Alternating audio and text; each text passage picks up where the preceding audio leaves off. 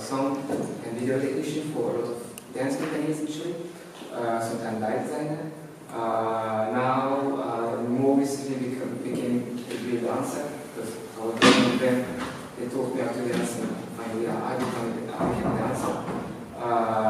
So I'm dancing with DV8, and that's with DV8 Bachelor, and much longer term with Keyboard Contemporary Dance Company. And I'm actually doing a PhD with Paris University in Cannes. Just a reading, actually, just a real tiny bit of the PhD, and I'm gonna open the discussion to make it clearer. First question, it's the question that Robert asked: what is dance? What I want to mean when I ask what is dance is how comes the same movements may be interpreted as dance or not by different people. What's behind this question is actually a sentence from William Forsythe.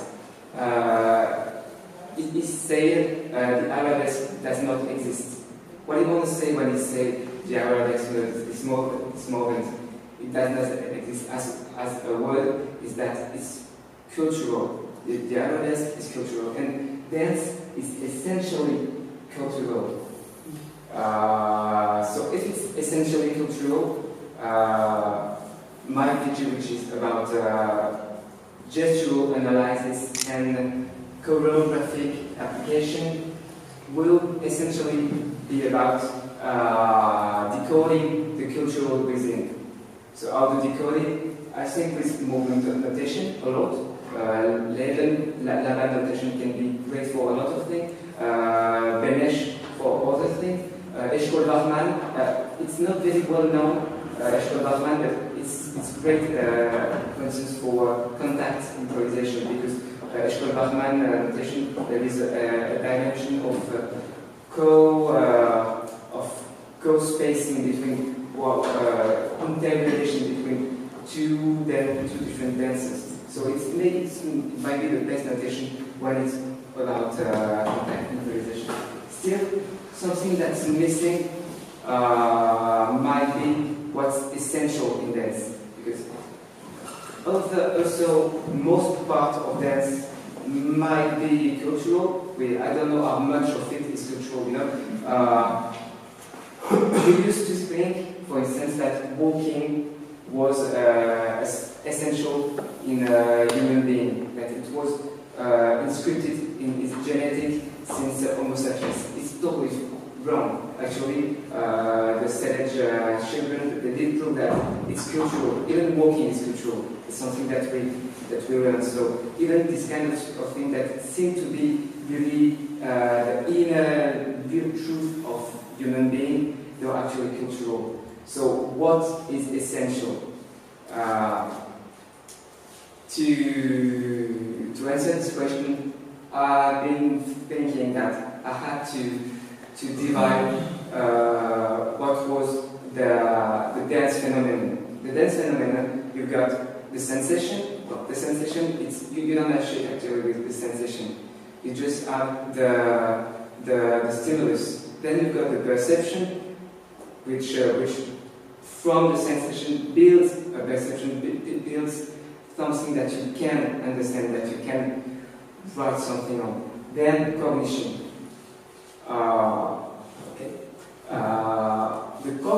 The cultural part of dance is after cognition. So what I'm getting interested in, it's what before interpretation. It's just at the perception part.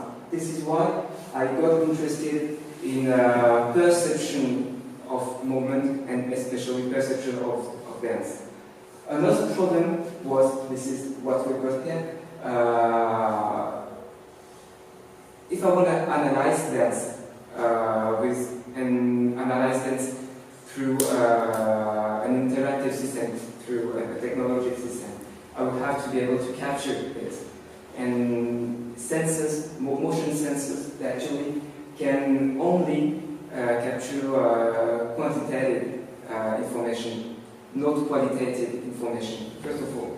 The second part is that they essentially can, Monsieur can capture qualitative information and not dynamic. It's normal true because, you know, we have now ECG, so the sensors which measure the muscular activity, but you can imagine I can't put, it's not ECG, EMG, sorry. I can't put EMG on all of the dancer for performance. I can't do it. So I've been feeling that. I got to find another way.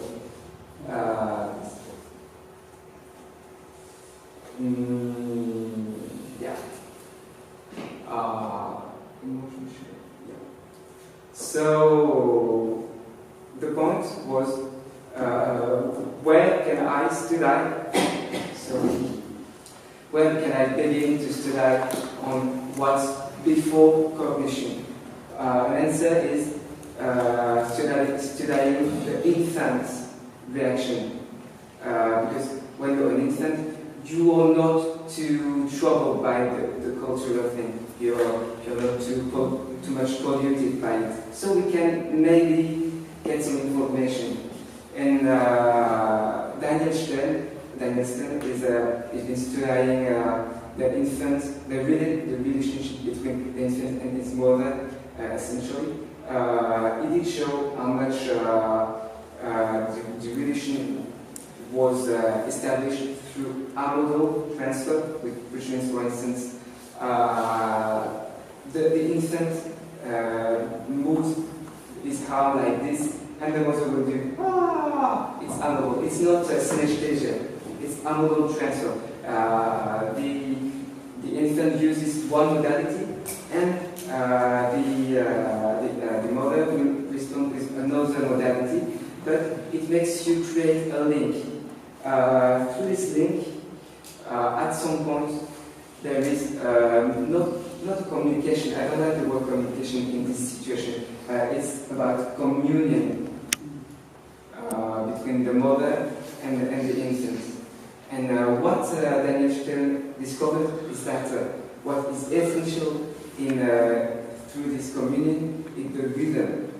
The infant, what he learns patterns of amodal transfer.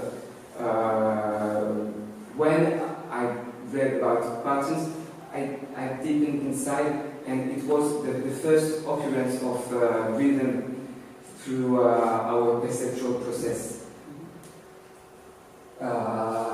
Then, perception of movement. Perception of movement, we discovered two types of mechanisms, even from form. So it's actually how the gesture follower at Yohann works. It's the idea of gesture follower. You get a shape and you recognize the shape. Another mechanism is even from dynamics, which somehow predicted the discovery of Giacomo Isolati of neural neurons, and what is actually the nowadays thinking about perception, that perception essentially is imitation. That perception that the brain is a big, very powerful simulator, which got some sensors which already predict the future. For instance, our internal ear, we were thinking that our internal ear was just getting information of first degree, and that after that the brain was calculating, was derivating to have the acceleration. It's wrong. We discovered that the inside of the system itself, the sensors gives to the brain the information of acceleration immediately. Because we've got this kind of information, we can predict the future. This is a bit of how our brain function, and this is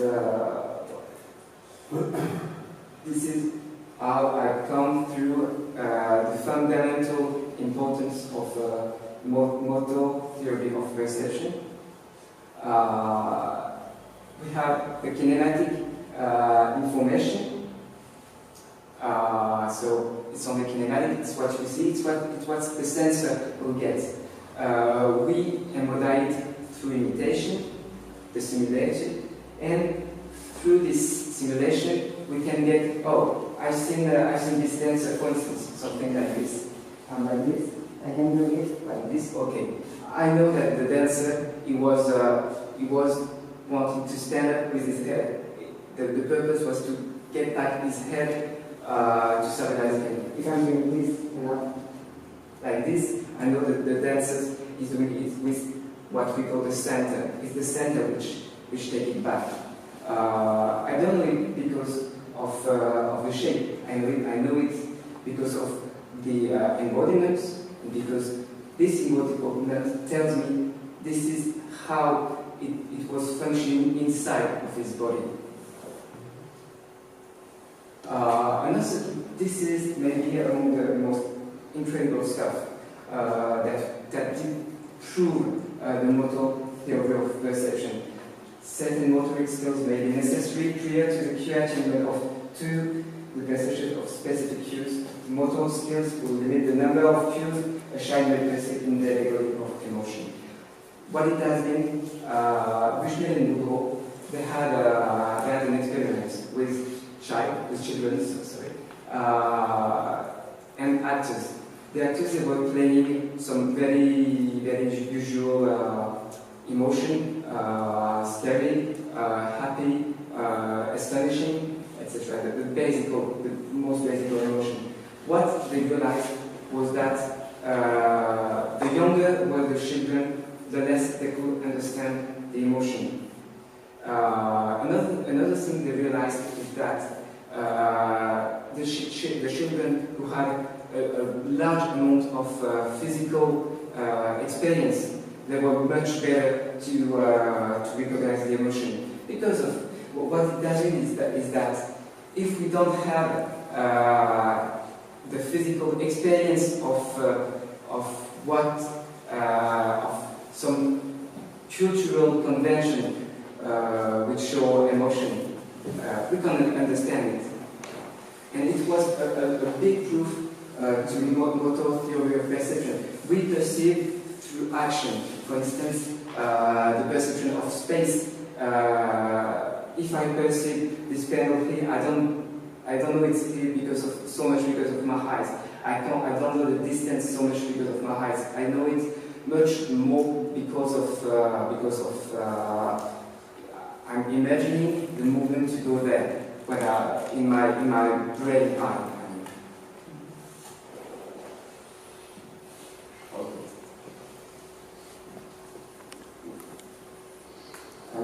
I'm just going to show you something before this.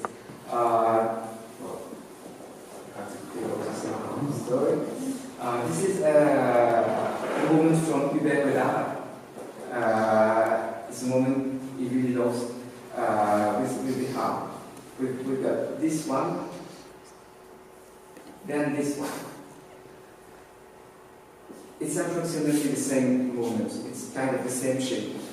What's the difference is the relation to gravity. On the first time, like this time, I'm building the gravity from the top and I'm falling down. The second time, I'm building the gravity from the ground and I'm building up like this. So it's absolutely totally different. It's the opposite relationship with gravity. You get the same thing with the Arabesque. Robert used some movement. It was about the sensation of very airy sensation. You look at this one. This is for the same reason that you will have an Arabesque by a real ballet dancer, which will be like this.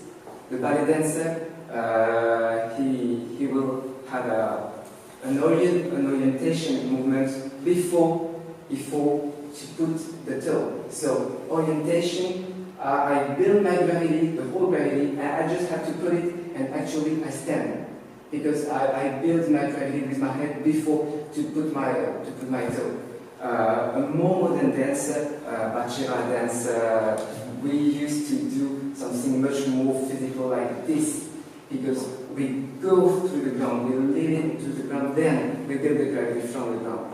Which is why, maybe if I have time, I'll show you this video from 6 Feet Follies. It's also an example that Weber likes to use with Jim Kelly and Fred Astaire. You can see that Fred Astaire is a ballet dancer, and Jim Kelly is much more modern. He always go to the ground before to rush. It explains too why Fred Astaire also nearly always is on the count, but Jim Kelly is always late and always arrives before the count, because he's got this really this big power coming from looking for the ground and then stretching it. Okay, so can you tell me which one it was? Maybe anyone. Another one. Is that help you? The opposite. Okay. Good. So this one is this one the one that is falling? Okay. So now you got it. Much more difficult.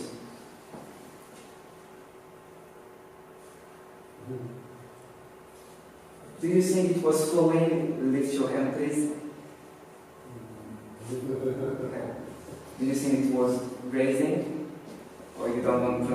Okay. It was actually falling. Yes. The purpose of this, well, it's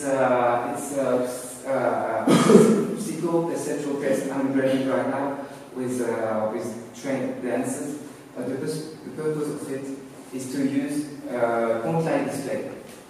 Point-light display, it's an experimental method invented by Yohann Zeitoun. What it did show, he had people with only light bulbs at every corner, every edges of the body, and well, the light bulbs. A video, he turned maximum of contrast on the television, so you have this kind of stuff. This is actually a point-light display, a modern point-light display through motion capture. What you realize is that when you make a point-light display of someone walking, people who know him, they can recognize him. They can recognize the gender of the walker. They can recognize his style, his very own style. Much more recently, in Quebec, I won't remember the name, has me later. I'm sorry. They made the same kind of experiment. They were trying to capture the very own style of famous Quebecese dancers and to keep it. What happened is that when you look at those motion capture, which are actually point-light display, there is a game that you can make, is to try to recognize each dancer, and you can do it, actually. You can really do it because of, I think, a point-light display keeps the qualitative information. It does preserve qualitative information. This is what I'm still trying to definitely prove, because we are not sure it does. This is why I'm trying to do the perceptual test, but it looks true. And it's pretty amazing because it's like no information. It's just 20 points. So it's like nothing. If you have to perform a movement analysis, it's so much easier to have only 20 points to analyze the whole body. Get what I mean? So another thing that we realized, thanks to Baudois, essentially, it's the latest improvement of this theory, is that movement recognition is helped by some chunking. We chunk the flow of the overall flow of movement in gesture units, and because of we've got this gesture unit, we can put a sense, a beginning and a hand, and we can recognize the movements. Another thing that we realize is that those gesture unit you can have this kind of peak structure with a preparation, an emphasis or goal point, and the word goal point is very important, and a return phase. The goal point, why is it important? Because when you tell it this way, not emphasis, you get back the fact that the meaning is important. What you're going to do is important. It's not just an emphasis. It's not just a twist in an edge. If you make some measurements, there really is a goal. So if you refer to Laban works, to Steiner works, there's absolutely every scientist who did work on dance and movement analysis, they were urging, they were thinking that there was an intention before the movement, and this was what characterized the movement. So, yeah. At this point, we know that we can use quantile display. We know that infants use rhythmic pattern to recognize movement, to establish communication. And we also know the importance of the goal point within the recognition of gesture unit and the recognition of movements. This is what I do. Well, I'll be back just to the development within infants. The idea of dimension is that there is a pattern that has a specific activation contour, that has a specific what we call vitality effect. Vitality effect, it's a term that he invented because he was thinking emotion was too narrow. There is such a wide possibility of emotion. It's much more complex. Then we come to general gestural rhythm. I will let you read this definition. I prefer now to speak about a choreographer. For me, it's more obvious to speak about it.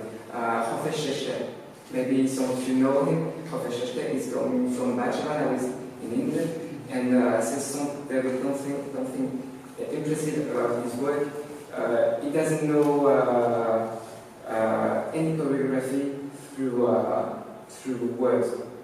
All he knows is rhythm. I've been working with him. When he's telling you about the movement, we'll tell you, now you do okay, now you know the movement. You only know the whole gestural rhythm of the body. This is what he reminds. And actually, when you ask to a lot of choreographers, this is also very important in the way they remember the choreography, and even more in the way they remember the meaning of every movement. What's the structure of movement? Like I told you, for the artist, what comes first? How is it organized? So I tried to make another experimentation out of it. The setup is just really simple accelerometer, phone interface, which is a wireless interface, and Laban framework. Even though as I told it to yesterday, I don't believe in Laban framework. Personally, I don't believe in Laban framework to perform objective analysis. I don't believe in it. But it's a fantastic framework if you want to categorize movements. So, and it's even more impressive when you realize that he found a way to describe the two opposites of movement. For Laban, you've got the punching and the floating, which are absolutely totally opposite. And when you try to connect it with other scientists' idea, for instance, Hubert, he's got it. The idea of Hubert with gravity, it's exactly it. It's or you are abandoning yourself to get gravity, or you're gonna float, or you're gonna go against gravity, or you're gonna punch.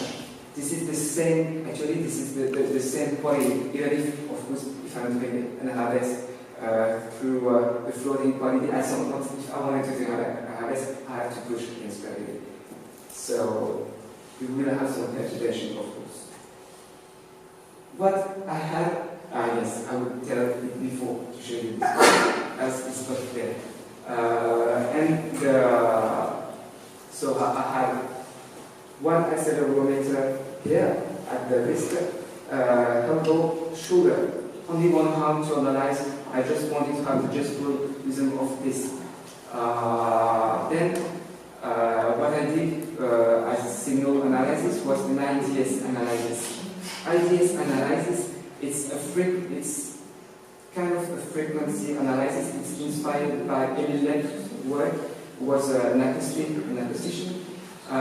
What's really incredible, now I can go there, what's useful in IDS analysis is that we don't have this really edgy stuff like you've done with spectrum analysis. You've got wide band analysis, which show much easier the phenomenon. For instance, in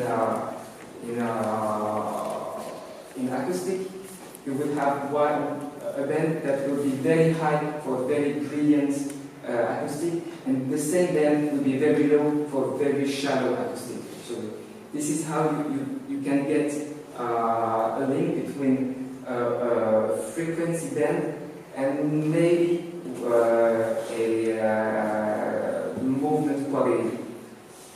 So I had dancers, Lilu, here, doing some floating and some thrusting. And what happens is that the floating, between floating and thrusting, the number 2 really falls down. Number 4 and 5 really goes up. This is the exact same thing that did happen with Marshall. Number 2 falls a tiny bit down, and 4 and 5, they goes up. Then you can compare Lilu Marshall. Okay, now I'm going to show you the video. This is Marshall through floating. So floating Floating. and over? Thrusting or punching for Laban.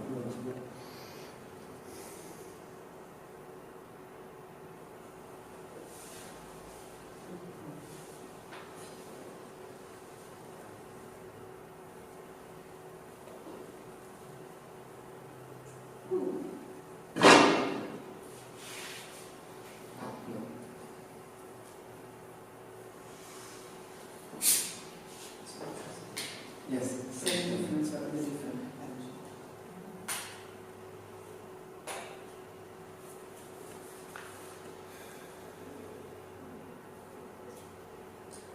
This is flowing.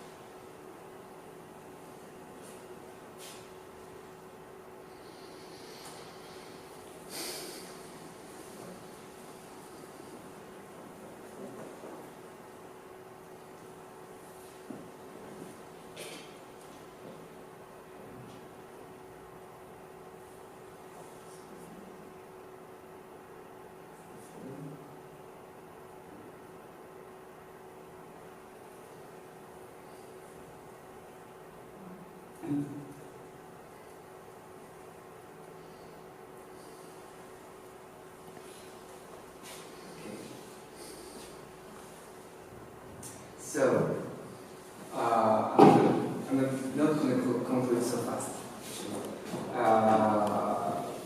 because next level is about bringing it to the whole body. This is what I'm currently doing with this movement, and I will show you this one because it's only one movement, so it's much more difficult to figure out if there is a cycle that repeats itself and that describe specific rhythm, gestural rhythm quality. We got also the arabesque, the two types of arabesque that I show you, and the triplet, which is very nurse coming down. It's like that. 1, 2, 3, 1, 2.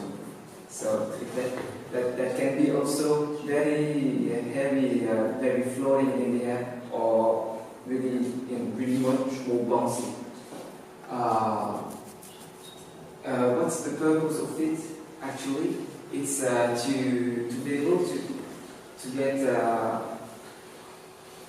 a cue, which is actually the gestural rhythm that gives information about movement quality, because most dance representation, most time when you've got interactivity with dance, it's all about quantitative information and never about qualitative information. So this is about looking for.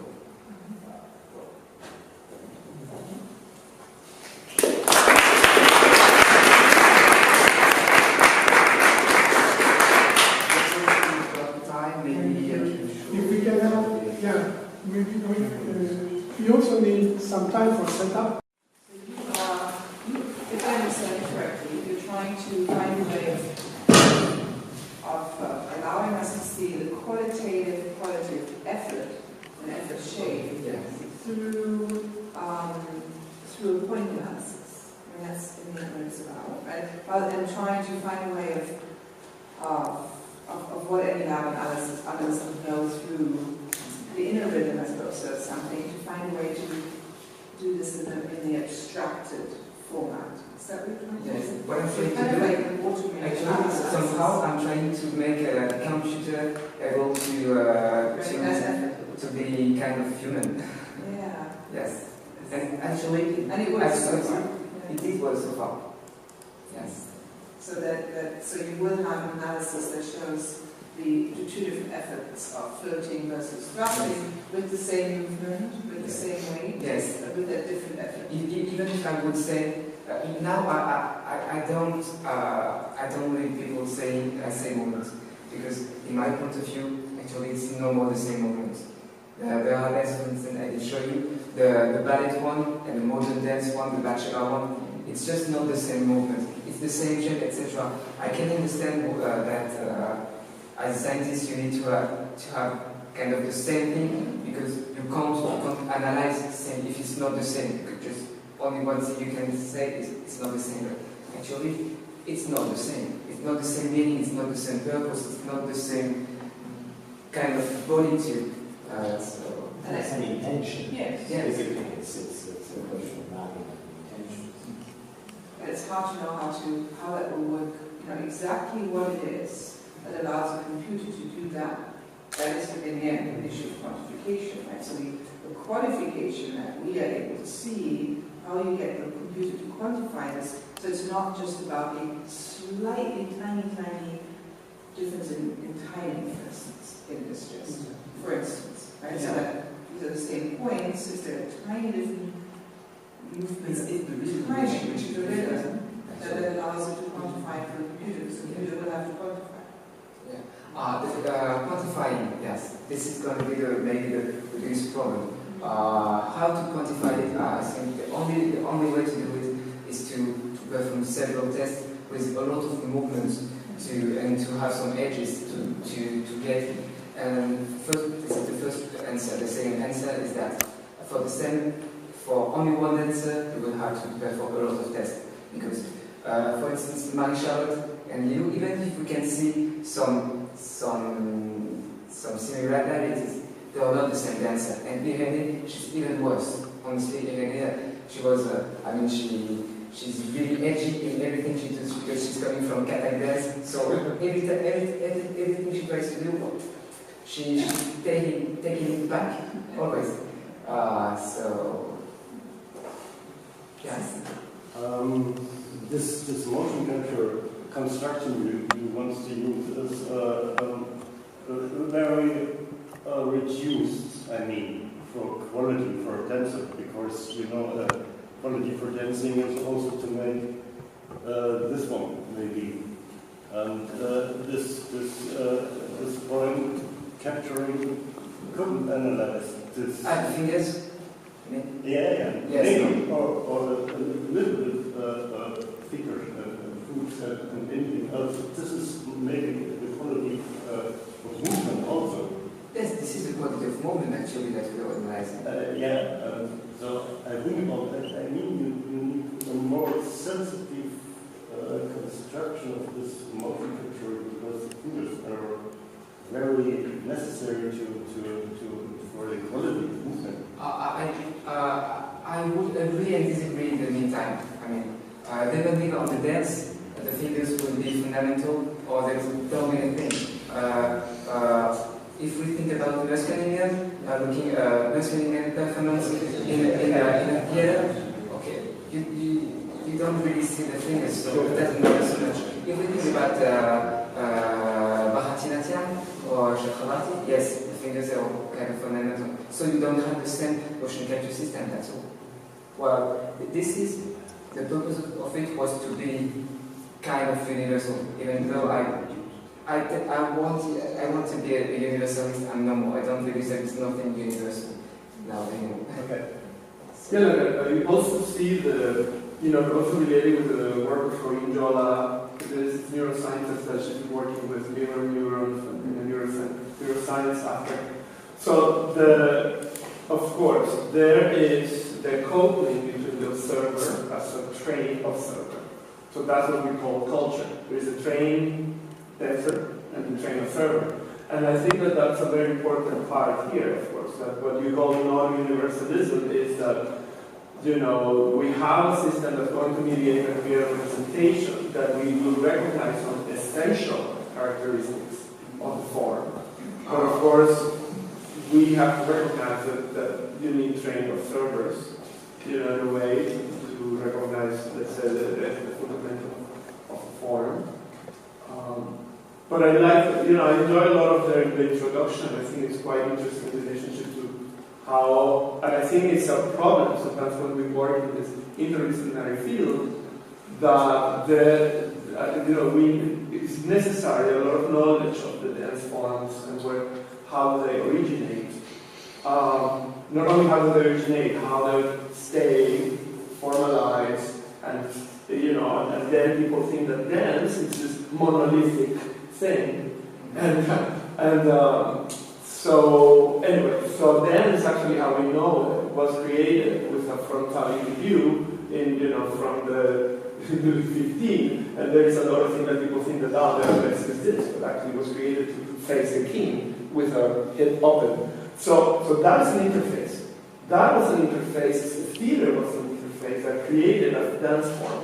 So I think that there is something that we don't know if the egg first and the effect of what is first. So, and I think it's a very important, when we talk about this affordances, the notion of coping, because dance is an emergent cognitive being in the world, as we know it, and it's fully cultural. So how Vogue was originated, reacting to the so with a bunch of social representation, how dubstep was created. And I think that those couplings, cultural couplings, are really, really important. That's what you have said before. Now, how it will create a system, that will have the semantic or that semiotic part, the database of references. Actually, this is the whole PhD work. This is the gestural rhythm analysis. It's just a tiny part. Yeah. Everything else is I usually put in the introduction, but I you are short, so I didn't speak about it. I'm back to it. Usually I speak at first about the theory of multiple intelligence of Howard Gardner. Why I speak about it? Because it explains very well how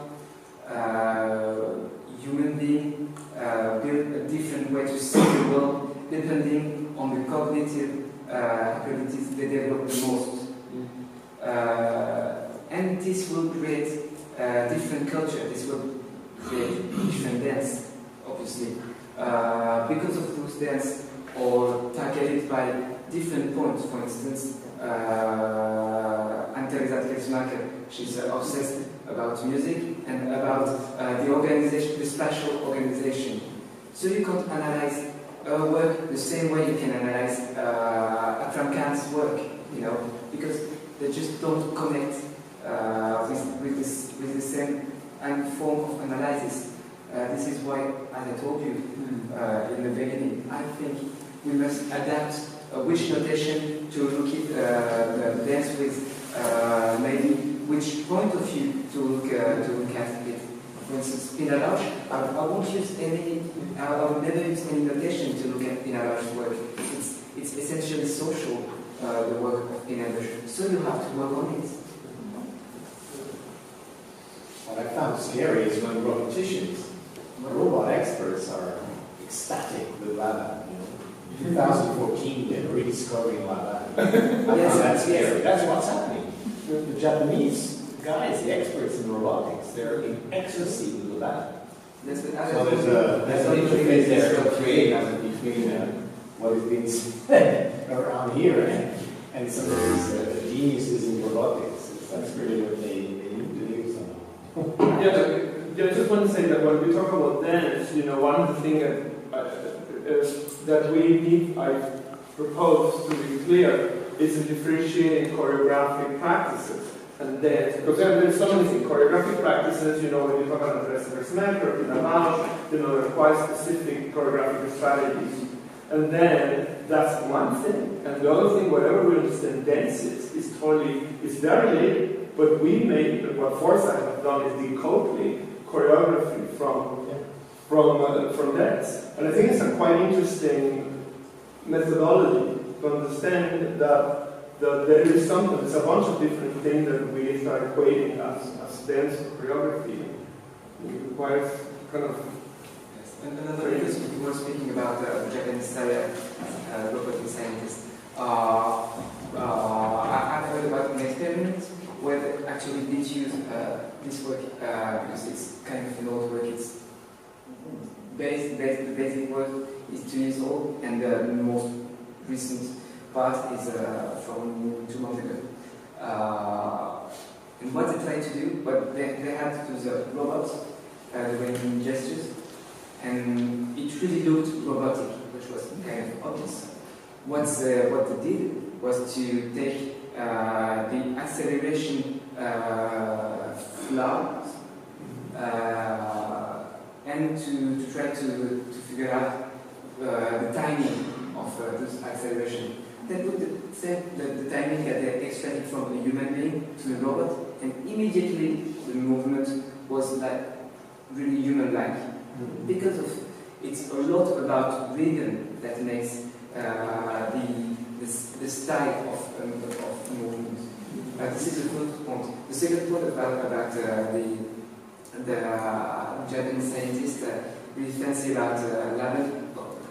As I told you, I don't believe in that, and I had maybe to explain why. In Laban theory, you got the effort theory of Laban. You will have 3 factors, actually 4, but the flow factor, it's a flex factor. You got the weight, you got the time and the space.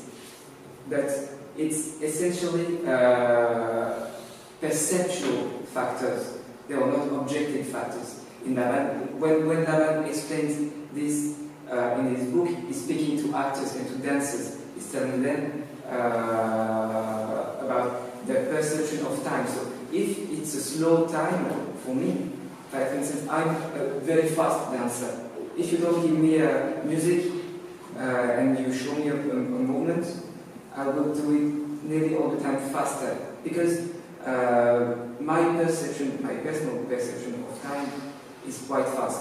My friend I'm dancing with, she's a slow dancer.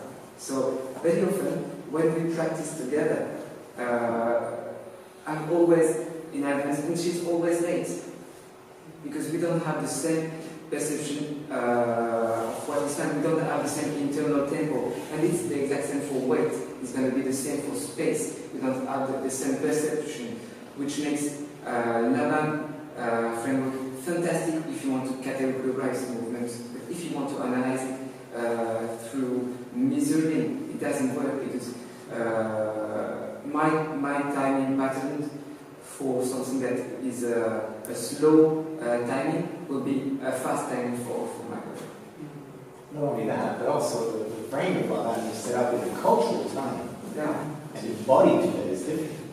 It has a lot less stability, it's less symmetry.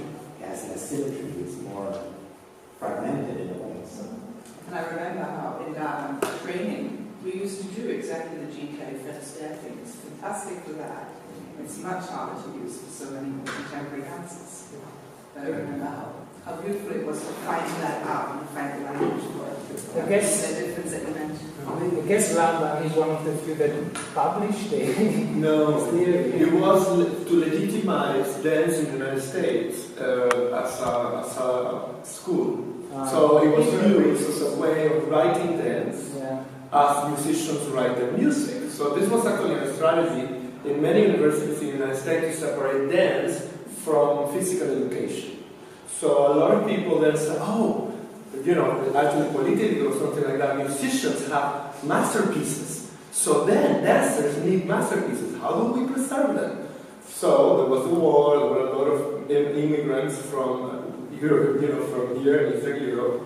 And then 3 departments of dance in the United States imported specialists to notate dance and present to the authorities of universities that dance was actually an art. Okay? Laban himself never did that kind of stuff. Laban himself was not involved. He was not involved in that. No, so actually, where it was used as a methodological trope and a political strategy to legitimize dance as a form, right, within the educational structures of the United States. So then that has created a whole, ways of doing it. So an interesting thing, the same thing happened with jazz. What jazz also had to do with the music school was quite interesting. They have to create a way of notating jazz. So that is a very interesting stuff in a relationship where we call notation, scoring related with dance. So it has a bunch of political stuff in the back. But anyway, but that is why Laban is actually one of the recognized, because it was then started being taught in universities. And then the whole tension that exists right now is secondly, what time do we need it? Actually, because we can have perhaps some of your algorithms detecting all that and